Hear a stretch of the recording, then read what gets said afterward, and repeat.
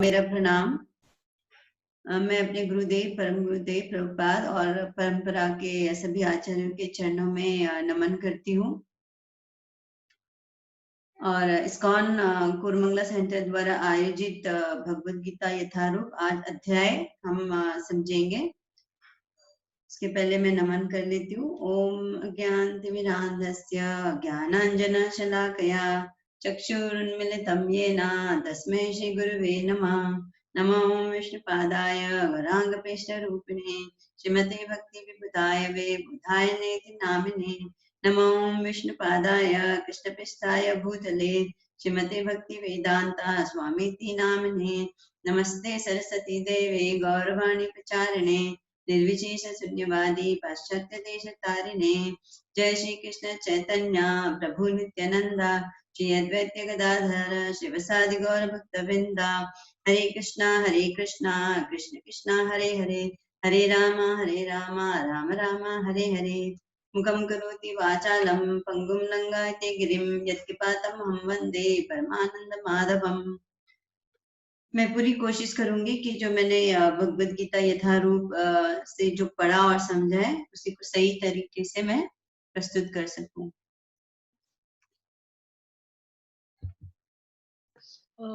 मैं माता जी आपसे एक बार माफी चाहूंगी, मैंने डिस्टर्ब किया।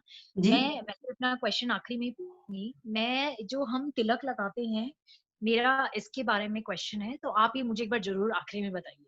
ठीक है माता जी, ओके। तो कल हमने अध्याय 7 किया था। अध्याय 7 में हमने कृष्ण और उनकी शक्ति के बारे में जाना।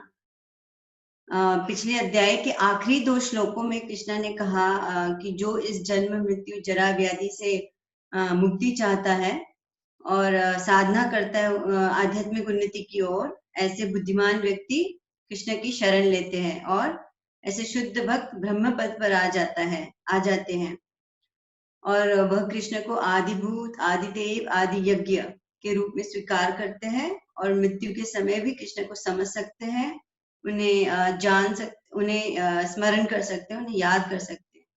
तो हमने पिछले अध्याय में यह भी जाना कि कृष्ण कैसे सब जगह विद्यमान है।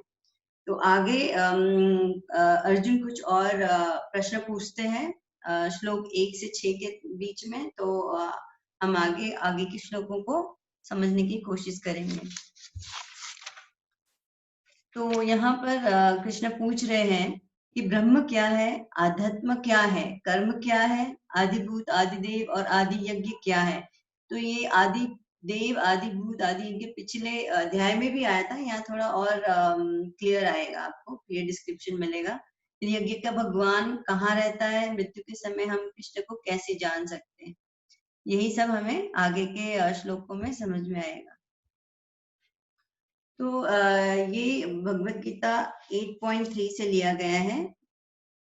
मैं एक बार पढ़ लेती हूँ। भगवान ने कहा, अविनाशी और दिव्य जीव ब्रह्म कहलाता है और उसका नित्य स्वभाव अध्यात्मा या आत्मा कहलाता है। जीवों के भौतिक शरीर से संबंधित गतिविधि कर्म या सकाम कर्म कहलाती है। तो कृष्ण यहाँ जीव को अविनाशी और दिव्य कह रहे हैं और वही जीव को वे ब्रह्म कह रहे हैं। तो अर्जुन को एक कंफ्यूजन क्यों है, इतने सारे प्रश्न? क्योंकि वह ब्रह्म और परब्रह्म में अंतर जानना चाहता है। और तो हमने बहुत बार ये सुना है, कहीं हम परमात्मा बोलते, कभी हम परब्रह्म बोलते, कभी भगवान बोलते। तो हमें ये जानना आवश्यक है कि परमेश्वर के 3 पहलू हैं। एक तो परमात्मा, दूसरा परब्रह्म और तीसरा भगवान पुरुष रूप। तो परब्रह्म भगवान श्री कृष्ण के शरीर में से जो ज्योति निकलती है वही परब्रह्म है, भगवान का निराकार स्वरूप। तो यह ब्रह्म परब्रह्म से अलग है। परब्रह्म अनंत है, ब्रह्म सीमित है। ब्रह्म हम जीव है, क्योंकि हम परब्रह्म के अंश है। तो परब्रह्म पूर्ण है। पर कभी कभी आप किताबों में ऐसा उल्लेख आता है, ऐसा मतलब ब्रह्म की जगह परब्रह्म की जगह ब्रह्म भी कभी कभी ऐसा संबोधित किया जाता है। तो और परमात्मा क्या है? दूसरा पहलू परमात्मा भगवान का, परमेश्वर का दूसरा पहलू परमात्मा। परमात्मा कृष्ण का स्वंश स्वरूप है और परमात्मा जो है प्रत्येक आत्मा के पास साथ में रहते हैं, आसीन होते हैं और आत्मा के सभी कार्य जो भी है वे उनके साक्षी है। तो भौतिक प्रकृति में जीव 84 लाख योनियों में कोई भी शरीर धारण कर सकता है, किंतु आध्यात्मिक प्रकृति में उसका एक ही शरीर होता है। और जीवात्मा विभिन्न स्थितियां ग्रहण करता है। कभी वह अंधकार पूर्ण, जो भौतिक प्रकृति को हम अंधकार पूर्ण बोलते हैं, इग्नोरेंस, कभी भौतिक प्रकृति से मिल जाता है और पदार्थ को ही अपना स्वरूप मान लेता है कि यह शरीर मैं हूँ। जैसे कल हमने जाना था कि ये शरीर मैं नहीं, आत्मा हूँ। ये शरीर तो 5 तत्वों से बना हुआ है, पर ये शरीर आज है, कल नहीं रहेगा, फिर अगले जन्म में दूसरा शरीर मिलेगा। तो कभी यही जो आत्मा है परा आध्यात्मिक प्रकृति के साथ मिल जाता है और कहता है कि मैं आत्मा हूँ, शरीर नहीं। तो कल हमने देखा था कि जीव को भगवान तटस्थ शक्ति कहते हैं। तो अर्थात जीव जो है जड़ और चित्त, इन दोनों के बीच की तटीय वस्तु है। तो जड़ इसी मटेरियल वर्ल्ड, भौतिक संसार को ही जड़ बोल रहे हैं यहाँ पर। तो जब ये जीव जड़ जगत के साथ अपना संबंध स्थापित कर लेता है तो वह बद्ध जीव कहलाता है। और जब यह जीव भक्ति के द्वारा, भगवत भक्ति के द्वारा जड़ जगत से मुक्त होकर अपने वास्तविक स्वरूप मतलब चित्त स्वरूप में को प्राप्त होता है तो वह नित्य मुक्त कहलाता है। यही चीज मैं वापस दोहराई जो अध्याय 7 में भी हमने थोड़ा समझा था। तो आगे हम आगे क्या कहते हैं, कृष्णा ने कहा कि जो अध्यात्मा या आत्मा, दोनों को इंटरचेंजेबल है नेम, अध्यात्मा बोले या आत्मा बोले, उसका स्वरूप क्या है, उसका धर्म क्या है कि प्रभु की सेवा करना। तो परमेश्वर के इन तीनों पहलू में एक तो तीसरा पहलू क्या है, भगवान। भगवान जो है साक्षात कृष्ण परम पुरुष, वही उच्च सबसे उच्च है। क्यों? क्योंकि परब्रह्म ज्योति है, परमात्मा कृष्ण का स्वांश है और भगवान जो है साक्षात कृष्ण वे पूर्ण है, पूर्ण स्वरूप है, वे अंश नहीं है, वे पूर्ण है। विभिन्न भौतिक देह प्राप्त करने से संबंधित कार्य को यहाँ कृष्णा कर्म कह रहे हैं या फिर सकाम कर्म। जैसे जन्म जन्मांतर तक हम नए नए शरीर धारण ग्रहण करते हैं, तो इसलिए हमें कंपल्सरी कर्म करना पड़ता है। कुछ नहीं तो मिनिमम खाना पीना सोना, खाने के लिए कुछ काम करना ही पड़ेगा, उठना चलना जाना, तो ये भी कर्म है। इस दुनिया की भौतिक अभिव्यक्ति आदिभूत, और भौतिक अभिव्यक्ति मतलब जो बोल रहे हैं वही आदिभूत कहलाती है। ये पूर्ण जगत, भौतिक जगत, जो भी आप इमेजिन कर सकते, जो भी आप सोच सकते हैं इस भौतिक जगत में, वो संपूर्ण आदिभूत है। आदिदेव भगवान का जो विराट रूप जिसमें सूर्य चंद्रमा समस्त देवता सम्मिलित है, वे आदिभूत। जैसे आप यहाँ पिक्चर में देख रहे हैं कि भगवान के हजारों मुख, हजारों हाथ, सब सूर्य देव भी वही है, वायु देव भी वही है, इंद्र देव भी वही है। तो यही आदि देव है, सभी देवताओं के स्वामी आदि देव। और आदि यज्ञ। तो जब कोई नया भक्ति मार्ग में आता है तो वो पहले विराट रूप को पूजता है, फिर उसका विश्वास जब दृढ़ हो जाता है तो परमेश्वर को पूजने लगता है। आदि यज्ञ। तो यह हृदय में जो परमात्मा स्थित है उन्हीं को आदि यज्ञ कहा गया। प्रत्येक देहधारी के हृदय में परमात्मा स्वरूप स्थित परमेश्वर ही यज्ञ के स्वामी है। हम आगे पढ़ते हैं।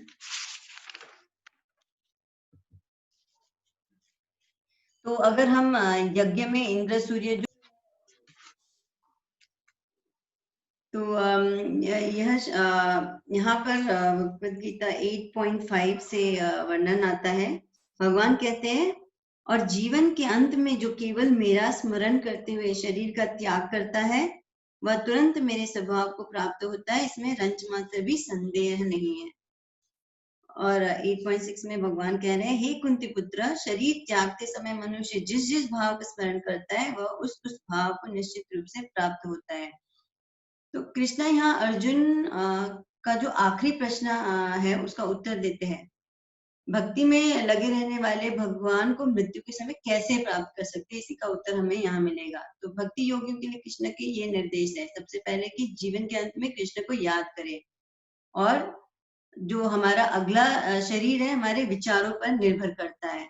तो एक श्रीमद् भागवतम में से एक बहुत अच्छा उदाहरण दे सकती हूँ मैं, राजा भरत का। तो जो महाराज भरत थे, वे इस भरतवर्ष के राजा थे, पर उन्होंने अपना सब कुछ त्याग दिया, अपना राज्य त्याग दिया, अपनी पत्नी, अपने बच्चे, और वे हिमालय में चले गए भगवान का ध्यान करने, तप करने। तो क्योंकि उस समय तो सतयुग के टाइम में तो ध्यान तप ही धर्म, युग धर्म था, पर अभी के लिए युग धर्म तो हरि नाम संकीर्तन है। तो उस वे चले गए ध्यान करने। तो काफी टाइम हो गया ध्यान करते करते, तो एक दिन वे ध्यान में बैठे थे और उनका ध्यान टूट गया था। तो तभी वे देखते हैं कि एक हिरणी जो गर्भवती थी, वो भागती हुई आ रही थी, और उसके पीछे एक शेर पड़ा था। तो भागते भागते वह नदी के किनारे आ गई। नदी के किनारे आते ही उसका गर्भपात हो गया, और बच्चा बाहर आ गया, और वो हिरणी समुद्र में, नदी में कूद पड़ी और बहकर चली गई। तो राजा भरत ये देख रहे थे, तो उन्हें बहुत दया आई उस हिरणी के बच्चे पर कि अभी तो ये छोटा है, इसकी माँ भी मर गई, इसका पालन पोषण कौन करेगा। तो वे उसको उठाकर लेकर आते हैं अपने आश्रम में। अब वे सोचने लगे, अब इसका पालन पोषण कौन करेगा, मुझे ही देखना पड़ेगा, ये तो बहुत छोटी बच्ची है। बहुत दया आ गई उन्हें, तो वे उसका पालन पोषण करने लगे। और ऐसा हुआ कि पालन पोषण करते करते राजा भरत को उसमें आसक्ति हो गई कि वो किधर चली गई है। अभी जैसे कभी कभी खाना ढूंढने के लिए इधर उधर निकल जाती, तो अभी तक आई नहीं है हिरणी की बच्ची। वो ध्यान में रहते, मेडिटेशन तो कर रहे हैं, अभी भी भगवान की भक्ति कर रहे हैं, ध्यान में रहते, पर जब ध्यान में रहते तो वह हिरणी की बच्ची उनके चारों ओर घूमती। तो उन्हें बहुत आसक्ति हो गई। तो एक दिन ऐसा हुआ कि शाम हो गई और हिरणी के बच्चे आश्रम में आई नहीं। तो उन्हें चिंता लगी, वे ढूंढने के लिए उसे निकल पड़े। तो निकल निकल पड़े और चलते चलते एक जगह वे स्लिप हो गए और गिर गए। तभी उनके मन में हिरणी की बच्ची थी कि कहाँ है वो। उन्होंने उसे देख लिया कि और अच्छा उधर है। तो उसी टाइम में उनकी मृत्यु हो गई। तो मरने के टाइम में उनको, उनके मन में क्या विचार आया कि वो जो हिरणी है, हिरणी की बच्ची है, वही उनमें उसकी आसक्ति थी, वही उनको ध्यान आया। तो वे, जब उनकी मृत्यु हो गई, तो उनको दूसरा जन्म भी हिरणी का मिला, मतलब हिरण हिरण बन गए वो। और क्योंकि उनके मन में वही था, बुद्धि में आसक्ति में हो गई थी, इसीलिए। तो फिर जब हिरण बन गए, पर क्योंकि उन्होंने भक्ति की थी राजा भरत के जीवन में, तो उन्हें सब याद था अपना कि ऐसा ऐसा मेरे साथ हुआ। तो वे बहुत सतर्क थे। वो हिरण के रूप में भी आश्रम में, बाकी ऋषि मुनियों के आश्रम में रहते थे, और वहीं पर उनकी कथा सुनते थे, हरि कथा सुनते थे। इस तरह उन्होंने हिरण का जीवन व्यतीत कर लिया। जब हिरण का जीवन खत्म हो गया, फिर वापस वे जड़ भरत करके उन्होंने जीवन लिया, मनुष्य का जीवन। पर इस जीवन में वे इतने सतर्क थे कि वे इतने बुद्धिमान थे, पर बुद्धिमान होते हुए भी अपने आप को मूर्ख बताते। सब लोग सोचते थे कि ये मूर्ख है, उसको समझता नहीं। वे बोलते भी नहीं थे, कुछ नहीं करते थे, बस खाना पीना किसी ने जो काम दिया कर लिया वैसे। तो तब उन्हें पता चला कि ऐसा हो सकता है अंत समय में भी। तो उन्होंने उस जीवन में भगवान की प्राप्ति कर ली। तो कहने का तात्पर्य ये है कि हमारे जो विचार है जीवन भर, वो भी निर्भर करते हैं, और अंत समय में भी हम, हमारा जो हमने जो भक्ति की है उसी को ध्यान रखना चाहिए। ऐसा ना हो कि हम फिसल जाए। यही कहने की, जैसे भरत राजा के साथ हुआ था। आगे कहते हैं भगवान कि जीवन के दौरान विचार, हाँ यही चीज है, जीवन के दौरान विचारों से हम प्रभावित हो जाते हैं। तो मनुष्य के जीवन भर के विचार जो संचित होकर मनुष्य के मृत्यु के समय उनके विचार को प्रभावित करते, इस जीवन से हमारा अगला जीवन बनता है। यह चीज याद रखना है हमें। और हरे कृष्ण मंत्र का जाप करना चाहिए, और सहनशील होकर। तो आप भी हरे कृष्ण मंत्र करें और संकीर्तन करें। जप करने से हृदय शुद्ध हो जाएगा। जैसे एक सोए हुए को कैसे हम जगाते हैं, आवाज देकर ना, उसी प्रकार जब हम हरे कृष्ण मंत्र करते हैं, तो उस ध्वनि को सुनते हैं तो हमारे सोए हुए आत्मा में भगवत प्रेम जाग उठता है, क्योंकि इस महामंत्र से हृदय भी शुद्ध होता है। हमारे कान, जीव, गतिविधियां और मन को भी भक्ति सेवा में संलग्न करें। जैसे जीव है, जीव का क्या काम है? प्रसाद खाना, भगवान को अर्पण किया हुआ भोग खाइए, जप करना, हरि कथा कहना। कान, हरि कथा सुनना, हरि नाम भी जो हम जो हरे कृष्ण मंत्र जप करें तो वह भी सुनना, हरि का नाम सुनना। फिर गतिविधियां क्या है? एक्टिविटीज, विग्रह की सेवा करना। और मन से कैसे करेंगे हम? मन कृष्ण स्मरण करें, उनकी लीलाओं को याद करें। और कृष्ण कहते हैं कि मन और बुद्धि को मुझ पर केंद्रित करो। तो मैं आप सभी से निवेदन करती हूँ कि आप भी, जो कृष्ण बोल रहे हैं कि मन और बुद्धि को उन पर केंद्रित करो, आप भी कम से कम अगर ये महामंत्र 108 बार भी करेंगे तो धीरे धीरे अपने आप मन और बुद्धि भगवान में लग जाएगा। तो हम सब जूम पर रोज सुबह 7 बजे जप करते हैं, तो आप भी ज्वाइन हो सकते हैं, सबके लिए फ्री है। तो एक एंथुजियाज्म भी आएगा कि सब कर रहे हैं तो हम भी जप करें, हम भी महामंत्र करें, भले 10 मिनट ही सही।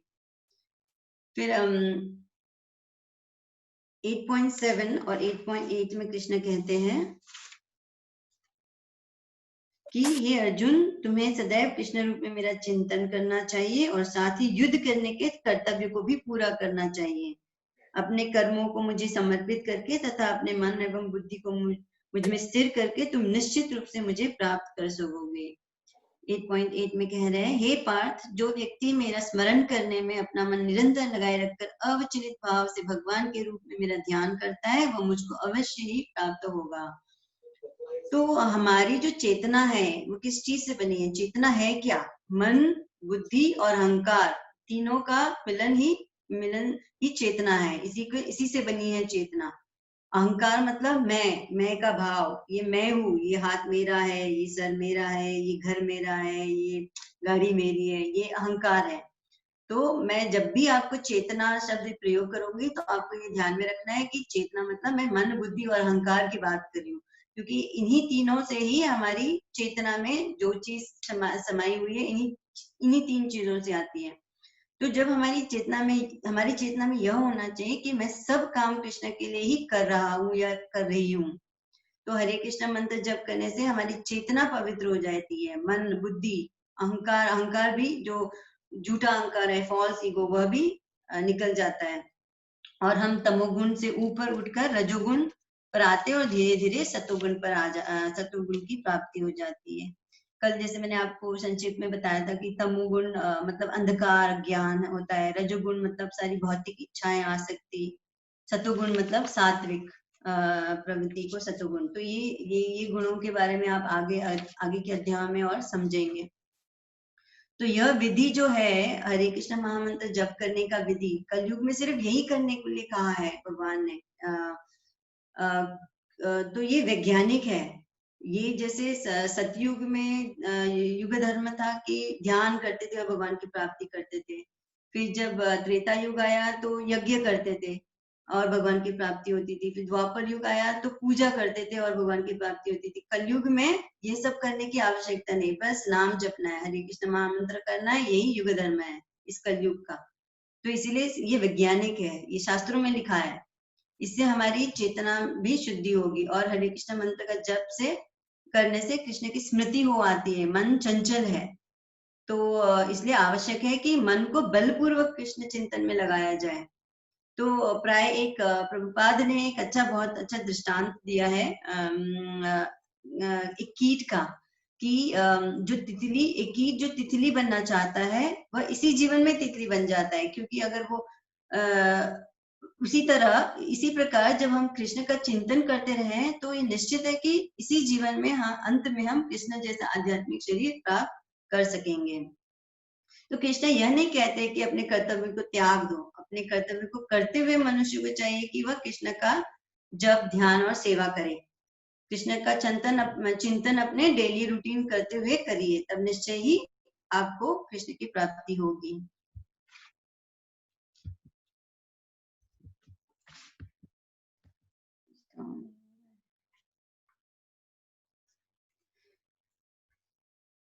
आगे भगवान कहते हैं कि योग मिश्रित भक्तों के लिए कृष्ण के मतलब उनके उपदेश क्या है, हम कृष्ण के बारे में कैसे सोचे। तो योग मिश्रित भक्त वे भक्त तो हैं पर योग पद्धति का अनुसरण करते हैं। तो हम सोचते हैं ना कि कृष्णा मेरे जीवन के बारे में कैसे पता चलता है उन्हें, पर वे सब जानते हैं क्योंकि वे परमात्मा रूप में सबके हृदय में है, मेरे भी हृदय में है। तो सब जानते हैं कि मेरी इच्छाएं क्या है, मेरे डिजायर्स क्या है, तो उसी के हिसाब से हमारे डिजायर्स की पूर्ति होती है। तो वे सब जानते हैं। वे जो सबसे आदि है, पुरातन है, क्योंकि उनके ऊपर न कोई था न कोई है, वे सबके पिता है। अकेले वे ही पहले पुरुष है जो नियंत्रक है। तो परमात्मा जो है एक अंगूठी के साइज में हमारे हृदय में स्थित है और हमारे सब कर्म को कंट्रोल करते हैं, नियंत्रित करते हैं। और वे सबसे छोटे से भी छोटा, मतलब एक अणु में भी परमात्मा प्रवेश करते हैं। तो आप सोच सकते हैं कि कितने छोटे होंगे परमात्मा, कितने, मतलब परमात्मा का अचिंत्य शक्ति कैसा है कि वे एक अणु में भी घुस सकते हैं। तो सबसे प्रमुख बात यह है कि वे निराकार या शून्य नहीं है। कोई निराकार या शून्य का चिंतन कैसे कर सकते हैं हम? कोई निराकार वस्तु जिसका कोई आकार नहीं है या फिर जो जीरो है, शून्य है, उसको हम ध्यान कर सकते हैं क्या? नहीं कर सकते। तो परमात्मा को शास्त्रों में यह आता है कि परमात्मा को शिरोधाक्षाई विष्णु भी कहते हैं। और भगवान के दो और स्वरूप है जिनको हम कारणोदक्षाई विष्णु कहते हैं, जिन्हें महाविष्णु भी कहते हैं। वे अनंत ब्रह्मांडों के नियंत्रक है। और तीसरा स्वरूप है गर्भोदक्षाई विष्णु, जो इस ब्रह्मांड के नियंत्रक है। तो कृष्ण ही इन सारे तीन विष्णुओं में विस्तार लेते हैं, तीन विष्णु के रूप में।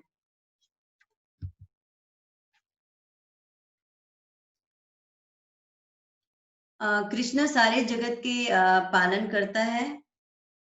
वे सब जगत को पालन करते हैं। वे दिव्य है, कृष्ण दिव्य है। उनका शरीर भौतिक पदार्थों से नहीं बना है।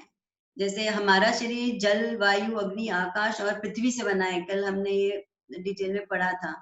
पर कृष्ण का शरीर आध्यात्मिक है, इन भौतिक चीजों से नहीं बना है।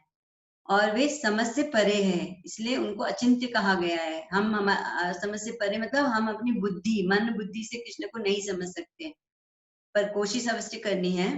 पूर्ण तरह नहीं समझ पाएंगे। तो उनको समझने के लिए हमें गुरु परंपरा, शास्त्र की सहायता लेनी हो चाहिए।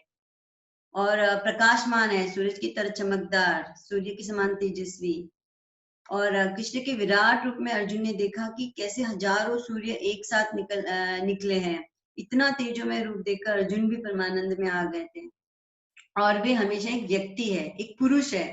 ऐसा नहीं कि एक लाइट है या निराकार है, नहीं। लाइट तो उनका एक जैसे हमने परब्रह्मा का डेफिनेशन दिया था कि लाइट परब्रह्मा के शरीर में, भगवान के कृष्ण के शरीर में से जो ज्योति निकल रहा है वह परब्रह्म है।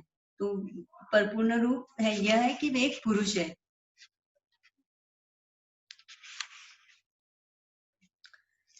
यहाँ पर योगी कृष्ण को कैसे प्राप्त करता है? यहाँ योगी मतलब ध्यान योगी की बात कर रहे हैं। और ज्ञानी योगी ब्रह्म ज्योति को कैसे प्राप्त करता है, ये हमें समझना है।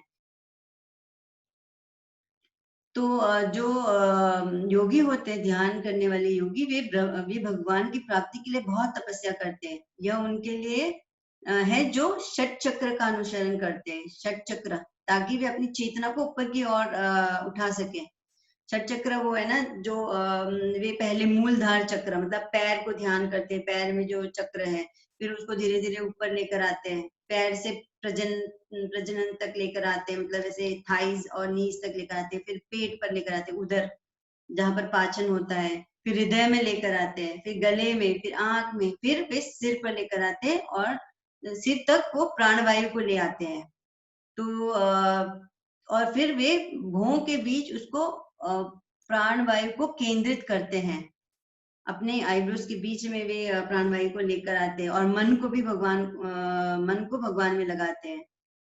पर जो एक कृष्ण भावनामृत में जो लगा रहता है, लीन रहता है, एक शुद्ध भक्त भगवत कृपा से मृत्यु के समय योगा अभ्यास के बिना ही भगवान का स्मरण कर सकता है। यहाँ कितना तकलीफ, सालों उनको बैठकर ऐसे ध्यान करना पड़ता है, तब जाकर उनके सारे इच्छाओं को, कामुक लगावों से वे मुक्त होते हैं, मतलब इच्छाओं से वे मुक्त हो सकते हैं जब इतना तपस्या करता है। पर एक जो भक्त होता है, प्रेमा भक्ति में जो रहता है, उसके लिए इतनी मेहनत करने की जरूरत नहीं, क्योंकि हरे कृष्ण मंत्र ही सब कुछ, सब आसक्तियों से मुक्ति दिला देता है। उसे चिंतामणि भी कहा जाता है कि जो चिंता करे आप वही पूर्ण करता है हरे कृष्ण महामंत्र। तो अगर पर ऐसा योगी भी अगर मन को केंद्रित करके अगर वो अंत समय में कृष्ण को अगर वो याद कर ले, तो वह भी भगवान के पास जा सकता है। तो 8.10 में कृष्ण कह रहे हैं, मृत्यु के समय जो व्यक्ति अपने प्राण को भवों के मध्य स्थिर कर लेता है और योग शक्ति के द्वारा अविचलित मन से पूर्ण भक्ति के साथ परमेश्वर के स्मरण में अपने को लगाता है, वह निश्चित रूप से भगवान को प्राप्त होता है। तो और दूसरी बात है ज्ञानी योगी। ज्ञानी योगी का क्या? तो वे ओम का जप करते हैं। तो ओम भी भगवान का एक स्वरूप है, पर अव्यक्त रूप है, अव्यक्त, अप्रकट, जो दिखाई नहीं देता है, पर है, वह ध्वनि है। तो निराकारवादी के लिए ओमकार ब्रह्म है, पर ब्रह्म। निराकारवादी जो आकार, भगवान के आकार पर विश्वास नहीं करते हैं। तो ऐसे निराकारवादी भी अगर आखिरी समय में कृष्ण का व्यक्तिगत रूप का स्मरण कर ले, कृष्ण के रूप में, राम के रूप में, तो वे भी आध्यात्मिक दुनिया में जा सकते हैं।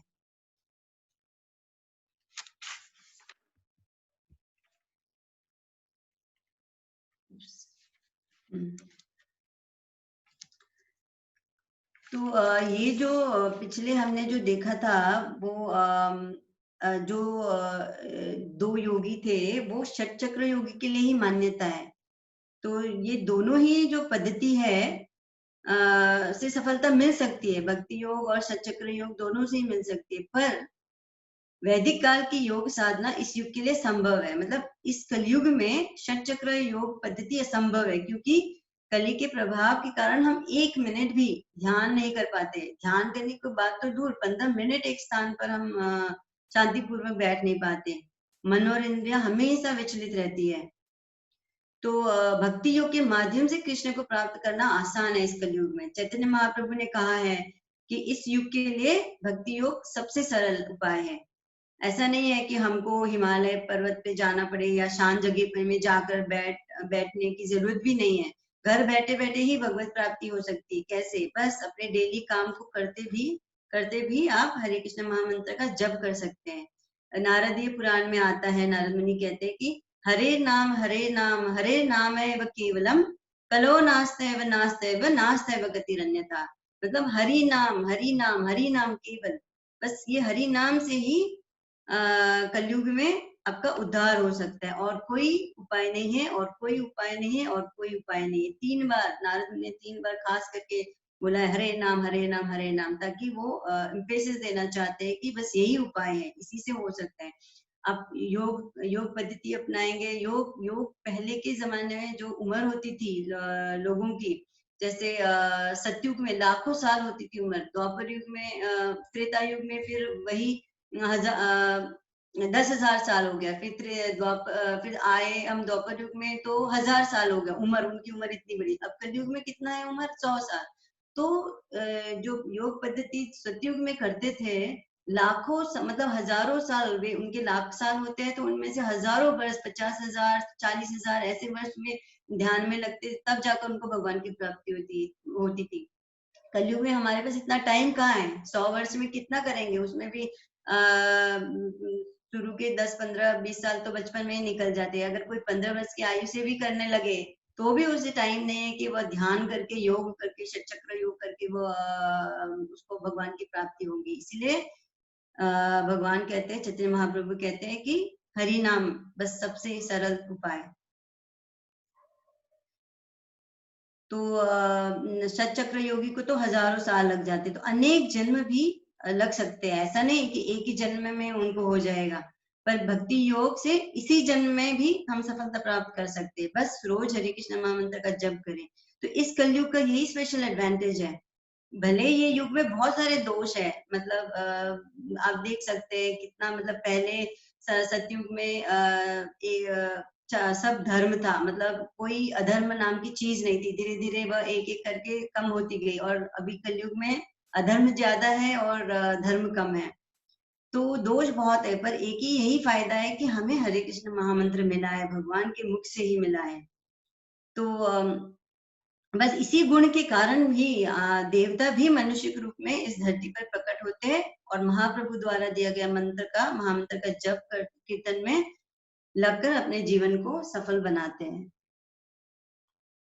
तो हरे कृष्ण मंत्र में ओम भी शामिल है, मतलब सारे वेदों का, सारे मंत्रों का सार सम्मिलित है हरे कृष्ण महामंत्र में। तो यही मंत्र हमें आध्यात्मिक ग्रहों तक ले जा सकता है। तो 7वें अध्याय में हमने कृष्ण ने 4 प्रकार के भक्त बताए थे, जैसे आर्थी जो दुखी होते हैं, दुखी होकर कृष्ण के पास जाते हैं, अर्थार्थी जो धन के इच्छुक से कृष्ण के पास जाते हैं, फिर जिज्ञासु जिन्हें जानने की इच्छा होती है, ज्ञानी, पर वे सब मिश्र भक्त है, मतलब भक्ति के साथ कुछ और अभिलाषा। यहाँ पर कृष्ण शुद्ध भक्ति की बात बताते हैं। तो बहुत सारी सदैव प्रभु का स्मरण करते हुए जो एक शुद्ध भक्त होता है वह अपनी इच्छाओं से मुक्त हो जाता है। तो सारी भौतिक ये जो है सारी भौतिक आसक्तियां इतनी प्रबल होती है कि हम शुद्ध भक्त नहीं बन पाते। पर अगर हरि नाम जप करते रहे तो आसक्ति अपने आप धीरे धीरे छूट जाएगी। एक शुद्ध भक्त जो है वह 24 घंटा भगवान के स्मरण में लगा रहता है, निरंतर व्यस्तता रहती है भगवान में। 8.14 में कृष्ण कहते हैं, हे अर्जुन, जो अनन्य भाव से निरंतर मेरा स्मरण करता है उसके लिए मैं सुलभ हूँ, क्योंकि वह मेरी भक्ति में प्रवृत्त है। तो भक्ति योग करने में बहुत आसान है और कृष्ण को प्राप्त करने का सबसे आसान तरीका यही है। और इससे सारी भौतिक बाधाएं भी धीरे धीरे, अगर आप में इच्छा है, बस इच्छा होना जरूरी है। हमारे गुरु परंपरा में सब बोलते हैं कि इच्छा होना बहुत जरूरी है। अगर आप में इच्छा है तो वो होगा। अगर आप में भगवान की प्राप्ति का इच्छा है, हरे कृष्ण महामंत्र करने की इच्छा है, तो वो अपने आप होगा और भौतिक बाधाएं अपने आप धीरे धीरे दूर होंगी। और कृष्ण का भी झुकाव उनकी ओर अधिक होता है ऐसे भक्तों की तरफ। कृष्ण उन्हें पाने के लिए बुद्धि देते हैं। तो 4 प्रकार से आप भक्ति रस में आ सकते हैं। एक तो है दास्य, जो स्वामी के रूप में भगवान को चिंतन करते हैं। दूसरा है साख्य, जो सखा के रूप में भगवान का चिंतन करते हैं। वात्सल्य, जो पुत्र के रूप में भगवान का चिंतन करते हैं। और माधुर्य, जो पति के रूप में भगवान का चिंतन करते हैं। तो एक भक्त इसमें से किसी भी रस में परमेश्वर की प्रेमा भक्ति में युक्त हो सकता है। बस हमें भगवान से नाता जोड़ना है, मतलब एक रिलेशनशिप बनाना है भगवान से। जैसे हमारे इस दुनिया में भी बहुत सारे रिलेशंस हैं, तो वैसे ही बस एक और रिलेशन जोड़ना है हमको। ऐसा नहीं है कि हमको बाकी रिलेशन तोड़ने हैं, पर एक और एक्स्ट्रा रिलेशन जोड़ना है, वो है कृष्ण के साथ। तो प्रभु और उनके भक्त के बीच मधुर संबंध होता है, शांति, और यही चीज हमें शांति और संतुष्टि देता है। तो हरि नाम महामंत्र जप करने से हमारे सारे पाप नष्ट हो जाते हैं। जैसे यहाँ पर श्रीमद भगवद गीता 6.2.16 में कहते हैं कि सारे पाप नष्ट हो जाते हैं, यहाँ तक कि जैसे प्रारब्ध जो जो जो ऑलरेडी छूट चुका है, जैसे एक धनुष से बाण छूट जाता है तो वो प्रारब्ध कर्म है। वैसे ये कर्म अब हमारे पास में एक शरीर है, हमारे माँ बाप निश्चित हो चुके हैं, वो सब हम चेंज नहीं कर सकते हैं। कर सकते क्या? नहीं। तो ये सब प्रारब्ध कर्म है। आगामी मतलब आगामी कर्म जो आगे होने वाले हैं, संचित जो अभी कलेक्टेड है, अभी वो छूटने वाले हैं, मतलब वो बाण छूटने वाले, यहाँ तक कि बीज रूप में जो है वह भी ऐसे सारे पाप, जो भी पाप हो सकता है बीज रूप में, जो हमसे पाप हो सकता है, वह भी नष्ट हो जाता है। सारे के सारे पाप नष्ट हो जाते हैं इस महामंत्र का जप करने से। क्यों? क्योंकि हरि नाम और नामी मतलब कृष्ण में कोई अंतर नहीं है। और जब हम महामंत्र का जप करते हैं और सुनते हैं तो हम साक्षात कृष्ण के साथ में संगति करते हैं। नाम और नामी में फर्क नहीं, तो साक्षात कृष्ण ही हमारे पास में जब हम नाम ले रहे हैं, तो अगर आप सुन रहे हैं ध्यान से, तो जिसके कारण हम पवित्र हो जाते हैं। हरे कृष्ण महामंत्र भगवान का दूसरा स्वरूप है कलयुग के लिए, ध्वनि रूप है। यहाँ तक कि हरि का नाम और नामी मतलब कृष्ण में हरि का जो नाम है वह नामी मतलब कृष्ण से भी बड़ा है, शक्तिशाली है। तो यही चीज बताने के लिए मैं आपको एक बहुत अच्छा उदाहरण दूंगी। श्रीमद् भागवत में आता है कि एक बार सत्यभामा जो कृष्ण की पटरानी होती है, वह पूजा कराती है, ऐसे मतलब रखती है, और उस पूजा में अनुष्ठान में नारद मुनि को बुलाती है। तो नारद जब पूजा हो जाता है उसके बाद में वे नारद मुनि को कहती हैं कि आप मेरे से दक्षिणा मांगो। तो नारद मुनि कहते हैं क्या तुम दक्षिणा दोगी जो मैं मांगूंगा? तो वो प्रॉमिस करती है हाँ। तो एक बार प्रॉमिस कर लिया, फिर नारद मुनि कहते हैं मुझे कृष्ण चाहिए। तो अब वो उलझन में पड़ जाती है सत्यभामा। फिर वो बोलती है कि मैं कैसे दे सकती हूँ, कृष्णा तो सबके हैं। तभी नारद मुनि कहते हैं ठीक है, तो फिर तुम ऐसा करो, कृष्ण का जितना भी वजन है उनके वजन के बराबर मुझे सोना चांदी हीरा मोती दे दो। तो ठीक है, वो मान जाती है सत्यभामा, क्योंकि सत्यभामा के पास में सत्यभामा के पिताजी के पास में एक ऐसा श्याम टका नाम का एक रत्न होता है, ज्वेल, जो कितना भी सोना मांगो वो दे देता है। वह ज्वेल उनको सूर्यदेव ने दिया था। तो सत्यभामा बहुत सारे सोने चांदी लेकर आती है और तोलने में एक तरफ कृष्ण को बिठाती है और एक तरफ सोने चांदी हीरे मोती रखती है, और डालती जाती, फिर भी कृष्ण के वजन के बराबर नहीं होता। कृष्णा का बिल्कुल जो साइड है वो हिलता भी नहीं है, भारी है पूरा टाइम। फिर वो सोच में पड़ जाती है क्या करूं करके, मतलब वो थक जाती है। तो तभी रुक्मणी देवी जो कृष्ण की बड़ी पटरानी है, वे बोलती है कि तुम ऐसा करो, एक तुलसी का पत्ता लो और उसमें कृष्ण का नाम लिखो और फिर सोने के ऊपर रखो। तो जैसे ही सत्यभामा ऐसा करती है, वो सोने का पलड़ा मतलब कृष्णा हल्के हो जाते हैं और सोना का पलड़ा भारी पड़ जाता है। तो इसका मतलब है कि नाम जो है, भगवान का नाम स्वयं भगवान से भारी है, शक्तिशाली है। तो इसीलिए नाम का इतना महत्व दिया गया है, खास करके कलयुग में, कि यही नाम करने से आपको साक्षात कृष्ण की संगति मिलेगी। भक्ति योग करने में आसान है, कोई बाधा नहीं है, मतलब क्योंकि हमको घर छोड़ने की जरूरत नहीं है, महीनों उपवास तप करने की आवश्यकता नहीं है, तो इसलिए बहुत आसान है। इससे कोई बाधा भी नहीं आए, भौतिक बाधाएं भी मिट जाएंगी। तो कृष्णा अपने भक्तों के प्रति बहुत प्रिय है। वे उनको भक्त वत्सल कहा गया है, वे प्रेम के भूखे। हम सोच सकते हैं कि योगी जो होता है वो भक्त से बड़ा है क्योंकि वो तो तप करता है, पर ऐसा नहीं है। भक्त घर बैठे बैठे बस हरे कृष्णा मंत्र का जाप करता है, खाता है, सोता है, काम करता है, फिर भी एक योगी से बड़ा है, क्योंकि तपस्या से भगवत प्रेम नहीं मिल सकता है। भगवत प्रेम नहीं मिलेगा, नहीं देता है तपस्या, बस एक शुद्ध भक्ति ही देता है भगवत प्रेम। कृष्णा बस इतना चाहते हैं कि हम उनकी शरणागति लें और प्रेम पूर्वक उनकी सेवा करें। बस अपनी चेतना को बदलना है, हमें अपने लाइफस्टाइल को बदलने की जरूरत नहीं है। एक भक्त हमेशा शांत और संतुष्ट रहता है, क्योंकि हरि नाम लेने से भौतिक कल्मश दूर हो जाता है और सुख मिलता है, मन नियंत्रित होता है। आगे बढ़ते हैं, कृष्ण क्या कहते हैं आगे।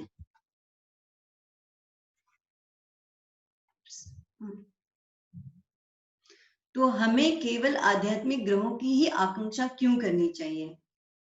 तो इस दुनिया में आप ये पिक्चर देख रहे हैं, इस दुनिया में असंख्य ग्रह है, मतलब असंख्य यूनिवर्स। यहाँ पर एक वन यूनिवर्स दिखाया गया है, असंख्य ब्रह्मांड है। तो हमारे जो इस ब्रह्मांड में, हर ब्रह्मांड में ऐसा है कि 14 ग्रह है। सत्यलोक जो जहाँ ब्रह्मा जी रहते हैं। देखिए, अब ब्रह्म और ब्रह्मा में फर्क है। ब्रह्म मतलब जैसे हमने पढ़ा था आगे, एक जीव को भी ब्रह्म कहा जाता है, पर यहाँ ब्रह्मा मतलब ये नाम है। तो ब्रह्मा सत्युग के राजा है, सत्यलोक के। तो 14 ग्रहों में सत्यलोक सबसे पहला ऊपर का, फिर तपलोक आता है जहाँ 4 कुमार रहते हैं, सनत, सनक, सनंदा, सनातन। फिर जनलोक आता है जहाँ सप्त ऋषि रहते हैं। फिर महालोक आता है जहाँ भृगुमुनि और बड़े बड़े ऋषिगण रहते हैं। फिर स्वर्ग लोक आता है जहाँ इंद्र और देवता रहते हैं। फिर बीच का लोक, ये हो गया ऊपरी लोक। फिर मिडिल लोक जिसको मध्य लोक बोलते हैं, भूवर लोक जिसमें भूत प्रेत रहते हैं। फिर आता है भूर लोक, जो पृथ्वी जहाँ हम रहते हैं। और फिर नीचे के लोक जिसमें जैसे आताल, विताल, सुताल, तलातल, महातलातल, रसातल, पताल, ऐसे ऐसे बोलते हैं। और वहां पर कौन रहते हैं? दैत्यास, दानवास, राक्षसास। इसलिए आपने बहुत बार सुना होगा ना, त्रिलोक बोलते हैं। वैसे यहाँ 14 ग्रह है, पर त्रिलोक बोलते हैं, ऊपर का लोक, मध्य लोक और नीचे का लोक। तो हम इन लोकों में कहीं भी चले जाए, वहां का भोग का जो अवधि खत्म होने पर वापस धरती पर आ गिरते हैं। फिर फायदा क्या है? ऊपरी लोक जैसे स्वर्ग लोक जाने का, यह सब अस्थाई है। हाँ, माना कि स्वर्ग लोक, तपलोक, जनलोक, ये ऊपर के लोकों में भोग ज्यादा है, वहां पर बीमारियां नहीं होती है, और मृत्यु भी इतने सालों के बाद आता है कि ऐसा लगता है जैसे कि इमोर्टल हो, बहुत लंबी उम्र होती है ऊपर के लोगों में।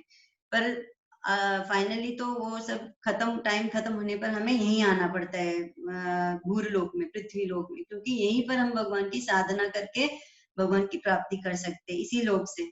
बाकी लोकों में तो खास करके स्वर्ग लोक में तो इतना भोग विलास है कि भगवान की याद भी नहीं आती है।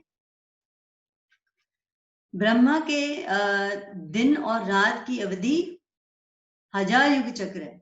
तो ब्रह्मा का उम्र जो है बहुत बड़ा है। उनका एक दिन को हम एक कल्प कहा जाता है। एक कल्प में 1000 दिव्य युग होते हैं। तो एक दिव्य युग में सत्य, द्वापर, त्रेता और कलयुग होता है। ऐसे 71 दिव्य युग को एक मनवंतर कहा जाता है। ऐसे 14 मनवंतर ब्रह्मा का एक दिन होता है, और ऐसे ही उनका एक रात, नहीं लंबा। तो और ब्रह्मा की आयु भी 100 वर्ष की होती है। तो अगर ये सब हम कैलकुलेशन करेंगे, मतलब सोलर कैलकुलेशन के हिसाब से, हमारे साल में, हमारे सालों के हिसाब से 3000 3110 खरब 40 अरब, इतना ब्रह्मा के 100 साल के बराबर होता है। मतलब 301 ट्रिलियन 4 बिलियन ईयर्स यहाँ का ब्रह्मा का उम्र होता है, इतना लंबा उनका उम्र होता है। फिर ब्रह्मा के रात में, ब्रह्मा की रात के दौरान हम अव्यक्त रहते हैं, मतलब प्रकट नहीं रहते। ब्रह्मा की रात में होता क्या है कि आंशिक विनाश होता है, आधा आधा विनाश होता है। प्रलय आता है, बाढ़ आता है। आधा का मतलब कि ब्रह्मा के जो नीचे के जो लोक है वे विनष्ट होते हैं, ब्रह्मा लोक रह जाता है। और तब सारे जीव महाविष्णु के पेट में चले जाते हैं और अव्यक्त रहते हैं, अप्रकट हो जाते हैं। पर आत्मा विचलित होती है, क्योंकि वह सक्रिय रहना चाहती है, कुछ करना चाहती है। इसलिए फिर जब ब्रह्मा का दिन शुरू होता है तो वह सारे के सारे जीव वापस से प्रकट हो जाते हैं। प्रभु का सर्वोच्च निवास इस भौतिक दुनिया से परे है, शाश्वत और पारलौकिक है। तो प्रभु का निवास स्थान शाश्वत है, मतलब कभी विनष्ट नहीं होता है। ब्रह्म संहिता में आता है ऐसा श्लोक कि चिंतामणि प्रकर सद्मशु कल्प वृक्ष लक्षावितेषु सुरभिर्विपालयन्तम लक्ष्मी सहस्र शत संभ्रम सेव्यमानम गोविंदमादि पुरुषम तमहम भजामि। तो जैसे इस पिक्चर में आप देख रहे हैं ना कि एक कमल का पुष्प के समान है, और उसके अंदर राधा कृष्ण दिख रहे हैं, आसपास गोपियां भी है, गौर बाल है। तो ऐसा ही भगवान का गोलोक धाम है।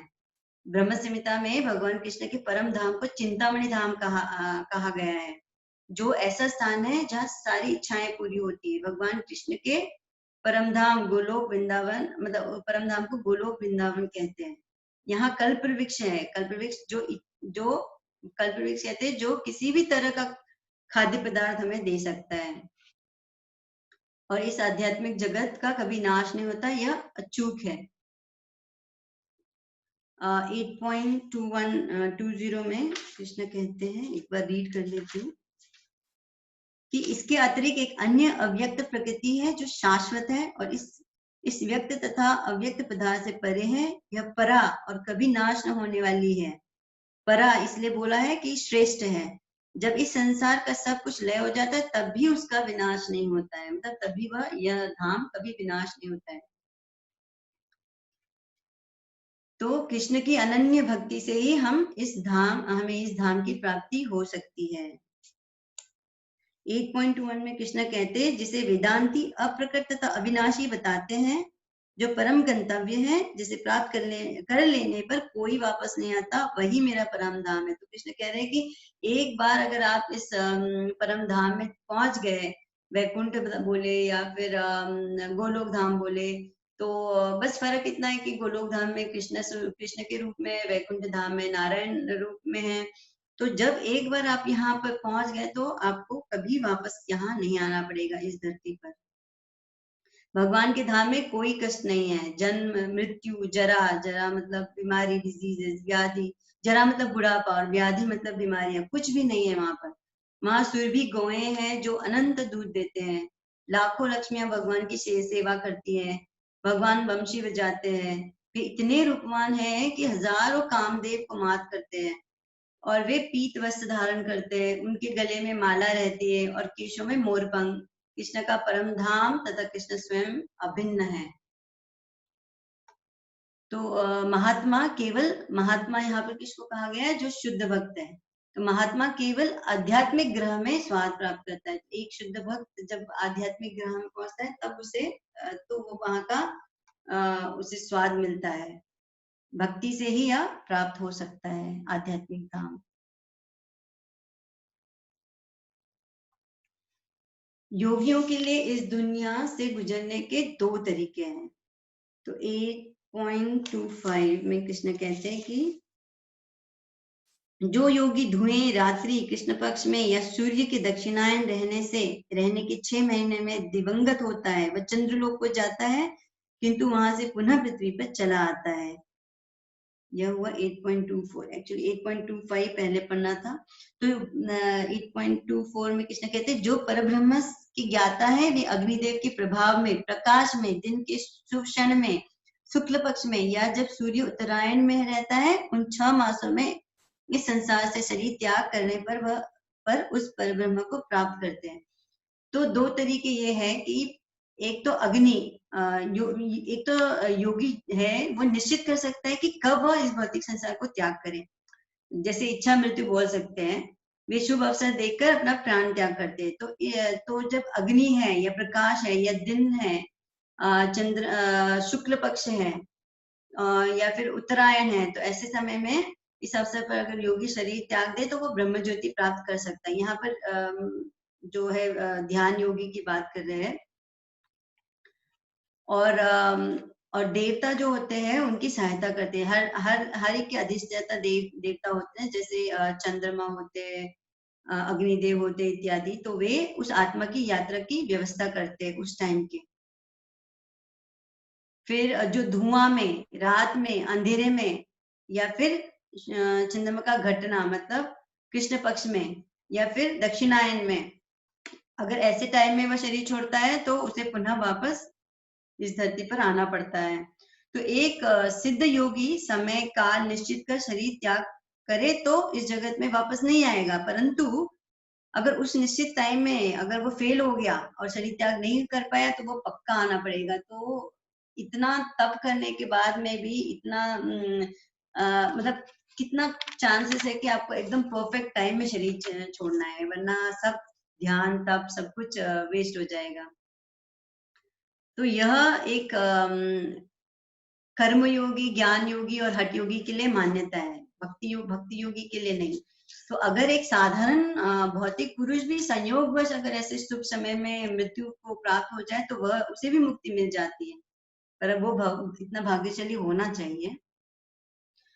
फिर 8.26 में कृष्ण कहते हैं कि इस संसार से जाने के 2 मार्ग है, एक प्रकाश का, दूसरा अंधकार का। तो जब मनुष्य प्रकाश के मार्ग से जाता है तो वापस नहीं आता, किंतु अंधकार के मार्ग से जाने वाला पुनः लौटकर आता है।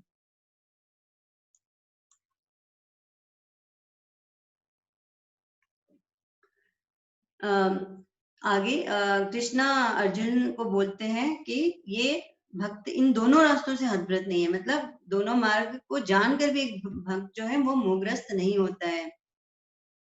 कृष्ण के हाथ में सब कुछ छोड़ देते हैं, मतलब सब कुछ आप कृष्ण की शरण ले लेते हैं, वे खुशी खुशी भगवत धाम लौटते हैं। तो और युक्त वैराग्य और हरे कृष्ण का जाप करते हैं। युक्त वैराग्य क्या है? सब कर्मों को कृष्ण को अर्पण करना, और काम वैसे का वैसे ही रह जाएगा, जैसा करते हैं वैसे ही करिए, बस अपनी चेतना को कृष्ण मतलब चेतना को कृष्णा में रखो और बाकी कुछ बदलाव करने की आवश्यकता नहीं है। तो हरे कृष्ण महामंत्र करते करते ही हमारी सारी आसक्ति भी छूट जाएगी। तो इसी को युक्त वैराग्य कहते हैं। मतलब टाइम और सिचुएशन फ्लेक्सिबिलिटी देखकर बस आपको महामंत्र करना है, काम वैसे का वैसे ही रहेगा।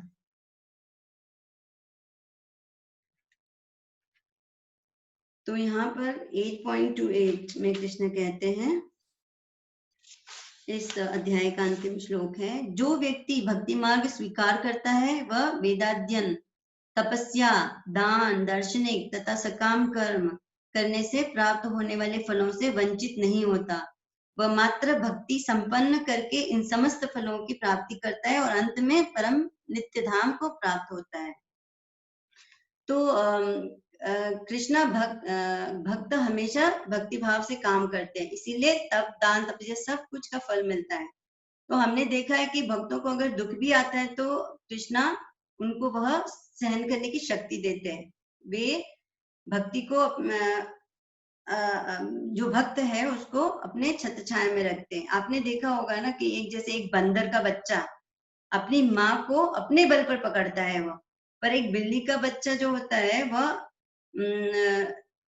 बिल्ली अपने बच्चे को अपने दांतों पर पकड़कर एक स्थान से दूसरे स्थान ले जाती है। मतलब बंदर तो अपने बल पर उसको अपनी माँ को पकड़ता है, पर बिल्ली के बच्चे को तो उसकी माँ पकड़ती है। तो इसी प्रकार एक भक्त जो है कृष्ण के बल पर अपना जीवन व्यतीत करता है। इसीलिए अगर तकलीफें, दुख भी आए तो उसे डर नहीं लगता। पर एक जो अभक्त है वो अपने खुद के बल पर जीवन व्यतीत करता है, इसलिए दुख में वह डर जाता है, शांत हो जाता है। अगर एक भक्त मृत्यु के समय भगवान को याद न कर सका तो भी भगवान खुद उसे याद करते हैं, क्योंकि एक भक्त जीवन भर कृष्ण की चेतना में लगा रहता है। यह जीवन हम कैसे व्यतीत करते हैं उसी से हमारा दूसरे जीवन के कर्म निश्चित होते हैं। तो एक भक्त को अंततः भगवत धाम की प्राप्ति होती है। भक्तों की संगति में भगवत गीता सुनना चाहिए। यहाँ ये कह रहे हैं कि हमें सत्संग करना चाहिए। कुछ लोग होते हैं जो अपने मनोबुद्धि से भगवान को समझने की कोशिश करते हैं, पर हमको भगवान को समझने के लिए एक अधिकृत स्रोत, एक ऑथराइज सोर्स से जाना होगा, परंपरा के हिसाब से। तो यहाँ भक्ति का विशेष वर्णन किया गया है। देखो, मानसिक अटकलों मतलब अंदाज लगाना नहीं है हमें कि ऐसा हो सकता है वैसा। वो अंदाज लगाने का काम जो है वो एक जिज्ञासु या फिर ज्ञानी का होता है कि ऐसा है तो ऐसा है, ऐसा है। हमें शास्त्रों में जो लिखा है उसे एक्सेप्ट करना है, वही भक्ति मार्ग है। तो वैदिक नियम के अनुसार एक साधक को, वैसे देखा जाए पहले के जमाने में तो एक ऐसा था कि पहले 25 वर्ष ब्रह्मचर्य का पालन करना पड़ता है, फिर गृहस्थ आश्रम का, गृहस्थ आश्रम मतलब मैरिड लाइफ। तो यहाँ पर गृहस्थ आश्रम में ज्ञान, यज्ञ, दान इत्यादि करना होता है। फिर वानप्रस्थ में वे जब 50 साल 0 to 25 ब्रह्मचारी या फिर 25 से 50 गृहस्थ, 50 के बाद में वानप्रस्थ में वे जंगल में रहकर तपस्या करते थे। फिर 75 के ऊपर संन्यास। तो पर एक कृष्ण भावनामृत भक्त जो होता है उसको यह सब करने की जरूरत ही नहीं। एक ही झटके में भक्ति करने के कारण मनुष्य जीवन के विभिन्न अनुष्ठानों को वह पार कर जाता है।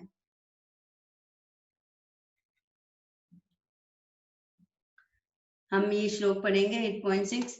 यम यम वापि स्मरं भावं त्यजति अन्ते कलेवरं तम तमेवेति कौन्तेय सदा तद्भाव भावितः। हे कुंती पुत्र, शरीर त्यागते समय मनुष्य जिस जिस भाव का स्मरण करता है वह उस भाव को निश्चित रूप से प्राप्त होता है। मैंने आपको इसका एक उदाहरण दे चुका था, राजा भरत का कथा सुनाया था कैसे वे हिरण बने थे। तो यह जो है यह श्लोक इस अध्याय का सार है। इसीलिए हम कहते हैं कि आप धीरे धीरे अपनी चेतना को कृष्ण की ओर ले जाना है। इसके लिए कृष्ण का स्मरण, चिंतन, जप करना आवश्यक है। दिन में कुछ समय आप कृष्ण के लिए निकालें।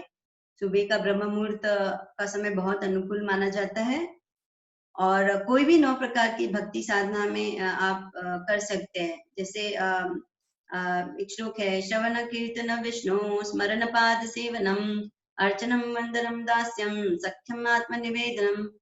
तो श्रवण मतलब सुनना, सुन सकते हैं, कथा सुन सकते हैं भगवान की, कीर्तन करना, गान करना वो कर सकते हैं, स्मरण करना, याद कर सकते हैं, पाद सेवनम चरणों की सेवा करे, उनको अभिषेक करे, अर्चनन पूजा करे, वंदनम मतलब प्रार्थना करे उनसे, दास्यम दास्यम उनकी दास्य भाव में उनकी सेवा करे, भोग अर्पण करे, खाना बनाए, सख्यम आत्मनिवेदम, सख्यम मतलब एक जैसे फ्रेंड्स के समान उनसे बातें करे,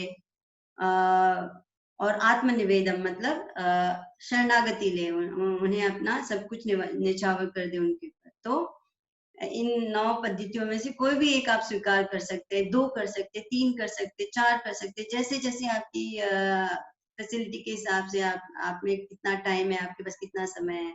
और नहीं तो कम से कम श्रवण कर सकते, जैसे आप यहाँ भी श्रवण कर रहे हैं, गीता के बारे में श्रवण कर रहे हैं, ये भी एक भक्ति है, ये भी एक डिवोशनल एक्टिविटी है।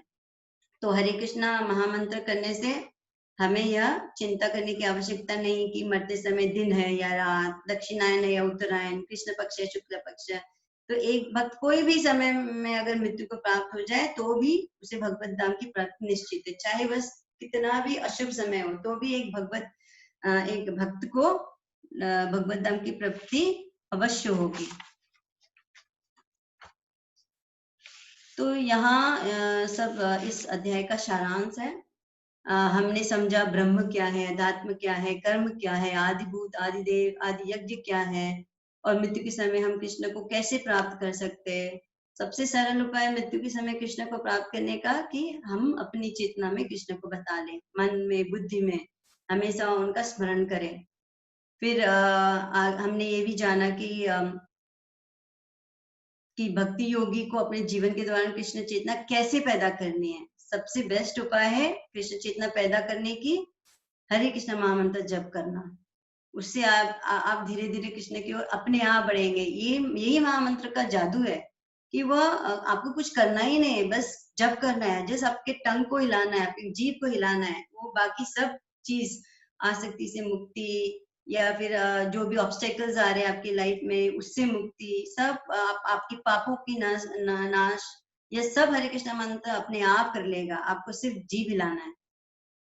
और एक योगी को हमेशा कृष्ण का ध्यान कैसे करना चाहिए। एक योगी होता है वो, जैसे हमने पढ़ा कि वो अपने प्राणवायु को अपने भवों के बीच में लेकर आता है और मन को ध्यान करके सही समय में प्राण त्याग करता है। फिर एक योगी भगवत धाम कैसे जाता है, शुभ समय देखकर देवता उन्हें सहायता करते हैं। फिर भौतिक और आध्यात्मिक दुनिया के बीच अंतर क्या है ये भी हमने समझा। भौतिक जो दुनिया है वह अशाश्वत है, आध्यात्मिक दुनिया शाश्वत है, नष्ट नहीं होता, आध्यात्मिक दुनिया अचूक है। फिर योगियों के लिए भगवत धाम में लौटने के लिए कौन सा समय उपयुक्त है ये भी हमने देखा था कि प्रकाश का टाइम सबसे बेस्ट होता है, अंधकार का टाइम अच्छा नहीं होता है। फिर भक्त कृष्ण को आसानी से प्राप्त कर लेते हैं क्योंकि वे उन्हें हमेशा भक्ति में उन्हें याद करते हैं। भक्तों को समय की चिंता करने की आवश्यकता नहीं, ये भी हमने समझा। उन्हें अन्य रास्तों का भी लाभ मिलता है और जीवन के अंत में कृष्ण के परम निवास को पहुंच जाते हैं। तो इस कलयुग के लिए चैतन्य महाप्रभु जो स्वयं कृष्ण है, भक्त रूप, भगवान कृष्ण ही भक्त रूप में आए हुए कलयुग में, इसीलिए उनको भक्त अवतार कहा गया है। महावादन्य, बहुत दयालु है। तो विशेष करके उन्होंने हमसे कृष्ण महामंत्र का जप तथा कीर्तन करने की प्रार्थना की। वे भिक्षा मांगते थे। नित्यानंद प्रभु घर घर जाकर, नित्यानंद प्रभु जो बलराम है, वे घर घर जाकर लोगों के घर में जाकर भिक्षा करते थे कि हरि बोलो, एक बार हरि बोलो, एक बार बोलो, ऐसे करके भिक्षा मांगते थे। वो भी हमसे प्रार्थना कर रहे हैं, स्वयं खुद आकर प्रार्थना कर रहे हैं कि हरि बोलो। उन्हें हमसे इतना प्रेम है कि वे हमारा उद्धार करना चाहते हैं। तो जैसे तो यह करने से हमें शुद्धि होगी हमारी चेतना की और चित्त में भगवान आ जाएंगे। फिर भावना भावित होकर शांति पूर्वक जीवन के अंत में इस दुखमय संसार को छोड़कर परम धाम गोलोक धाम में हम जा सकेंगे। तो आप सब लोग अपने अपने माइक को अनम्यूट करिए और एक बार हम पंचतत्व मंत्र करेंगे। मेरे पीछे आप दोहराइए। श्री कृष्ण चैतन्य, श्री कृष्ण चैतन्य, प्रभु नित्यानंद, प्रभु नित्यानंद, श्री अद्वैत गदाधर, श्री अद्वैत गदाधर, शिवसादि गौर भक्त वृंदा, श्रीवासादि गौर भक्त वृंदा। हरे कृष्णा हरे कृष्णा, हरे कृष्णा हरे कृष्णा, कृष्ण कृष्णा हरे हरे, कृष्ण कृष्ण हरे हरे हरे राम हरे राम हरे राम राम राम हरे हरे राम राम हरे हरे और 2 बार हरे कृष्णा हरे कृष्ण हरे कृष्ण कृष्णा हरे कृष्ण कृष्ण कृष्ण हरे हरे कृष्ण कृष्ण हरे हरे हरे राम हरे राम हरे राम राम राम हरे हरे राम राम हरे हरे और एक बार हरे कृष्णा हरे कृष्ण हरे कृष्ण कृष्ण कृष्ण हरे हरे कृष्ण कृष्ण हरे हरे हरे राम हरे राम हरे राम राम राम हरे हरे राम राम हरे हरे तो इसी के साथ आज हम अध्याय 8 को यही समाप्त करते हैं। आपकी जो भी प्रश्न है आप अभी कर सकते हैं या फिर आप ईमेल कर सकते हैं या व्हाट्सएप कर सकते हैं। तो कोई प्रश्न है? हरे कृष्ण माता जी। हाँ, आपने तिलक के बारे में पूछा था।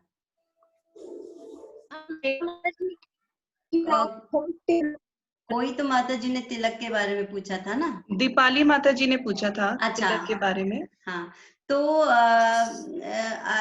4 वैलिड संप्रदाय, हम ब्रह्म संप्रदाय में से आते हैं। तो जो गौड़ीय ब्रह्म संप्रदाय है, तो इसमें ये तिलक लगाना आवश्यक इसलिए है। एक तो आप देखेंगे कि एक यू शेप है और उसके नीचे एक ऐसा उसका एक्सटेंशन है जो एक पत्ती के रूप में है। तो ये हम ये मानते हैं कि ये जो यू शेप है ये स्वयं साक्षात भगवान है और नीचे में भगवान के चरणों में, ये भगवान के चरण है और चरणों के नीचे तुलसी का पत्र रहता है। हमें हमेशा कृष्ण को, विष्णु को तुलसी का पत्ता चढ़ता है, तो वह तुलसी का पत्ता नीचे में ऐसे लगाया है हमने।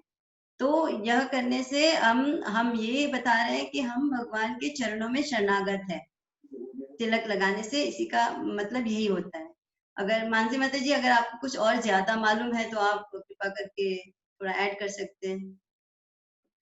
नहीं माता जी, आपने तो पूरा बता दिया। यही है कि भगवान के चरण हैं और तुलसी जी हैं। हाँ, हरि बोल। आई थिंक अंजू माता जी का भी एक प्रश्न था। अंजू माता जी, आप अनम्यूट करके पूछ सकती हैं आपका जो भी हाँ, हरे कृष्णा माता जी। हाँ जी माता जी।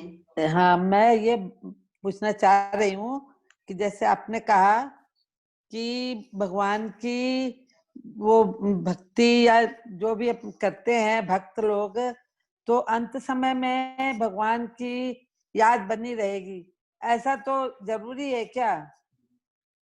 देखिए, बनी रहनी चाहिए, पर ऐसा हो सकता है कि एक्सीडेंट हो जाए, कुछ हो जाए। तो भगवान कहते हैं कि अगर मेरा भक्त जो होता है, अगर उसने जिंदगी भर मेरा नाम लिया, मुझे याद किया, मुझे पुकारा है, तो अंत समय में अगर वो मुझे याद नहीं कर पाया तो मैं खुद उसे याद कराऊंगा, खुद उसके पास आऊंगा। हाँ, वो तो भगवान की इच्छा से हो पाएगा। हाँ, तो एक भक्त में ये फर्क है। पर वो जो मैंने महाराज भरत की बात कर रही थी, वो ध्यान योग में लगे हुए थे, इसलिए वे पूरी कर नहीं पाए अपनी ये भक्ति, क्योंकि आसक्त हो गए एक हिरण के लिए।